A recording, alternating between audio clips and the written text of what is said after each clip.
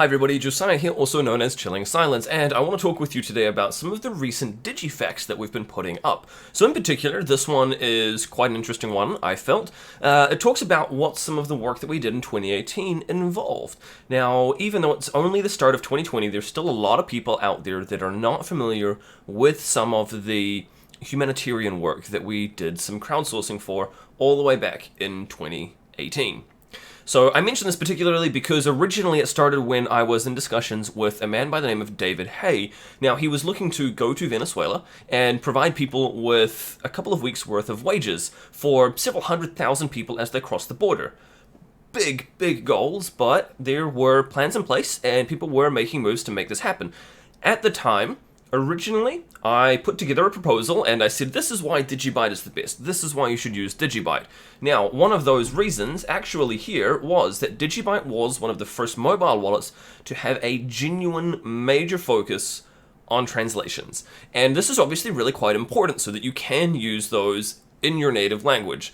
Now, we've basically put it on hold a little bit while the iOS aspect gets polished off when it comes to DigiAssets. Same for the DigiByte Android wallet. There's potentially a couple of minor changes and things, so we're kind of going to wait and do them all together. Hopefully it's going to be out real soon. Again, I know that everybody's really excited for iOS DigiAssets, so we're kind of pending that before we get stuck back into doing some major translation overhauling. But it is coming. Now, one of the things, though, that I have been asked about is specifically this, and where people can go to read up on some of this history. I think that's a great idea, and if you want to read up about it, I'll include some links down below in the description. There's a number of Medium articles that I kind of wrote at the time, in particular starting around the idea of a real small crowdsource fundraise. At the time, we didn't even end up putting it on Twitter or anything along those lines, I don't believe. And it was a real, just introverted, just DigiByte community effort, specifically based around Telegram at the time. So what we did was we actually managed to raise several $1,000s. We took that, we gave it to David Hay. He took it back from America to Venezuela with him when he went back, I think it was the third or something time. He's got family over there, so he was going back and forth a little bit. And it was really great to see. So I'll include a video down there as well that you can kind of catch up on and see a little bit more about this if you want to bring yourself up to speed on the history there. Now, also, yesterday we had a DigiByte and Friends, really cool, awesome time with Mike Aldy. We had a great chat about Digi assets, using them in business, using them to expose people to DigiByte, all of the ways that you can promote, market, monetize, and use them in a corporate environment as well. So Mike's got a lot of experience there. He's obviously done a bunch of DigiAssets when it comes to The Masked Singer, and he also works for a large media broadcasting company, which is great as well. Again, he conveys some of his knowledge there, and it's really great to see some of those insights coming through from him. Had some fantastic feedback about it. Thank you again to Mike for tuning in, for joining me on the episode, and thank you for tuning into it. One last thing as well, quick update here on the DigiByte Go bounty. So I'll actually scroll down here.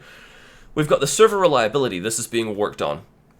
The redundancy options and self-hosting options are also playing into this. So not only have we overhauled the server that it is running off, but we've also got it now with failover options, like load balancing as well. So there's a lot going on behind the scenes that isn't quite, I suppose, apparent at first look.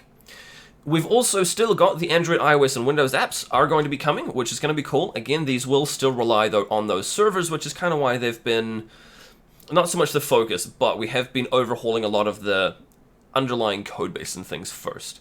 Also, the DAP prefix support, not something that we've got at the moment. Again, this is kind of like a really nice to have, but we'll see how that goes. We've got some of these other things. Work is underway, and it's looking pretty promising. So I will hopefully have some releases real soon to be able to share with people. We'll probably put them up on the DigiByte.io website. We'll make links to them on the wiki, and we've also got DigiByteWallets.com. Hopefully we'll be able to get the direct links up there as well.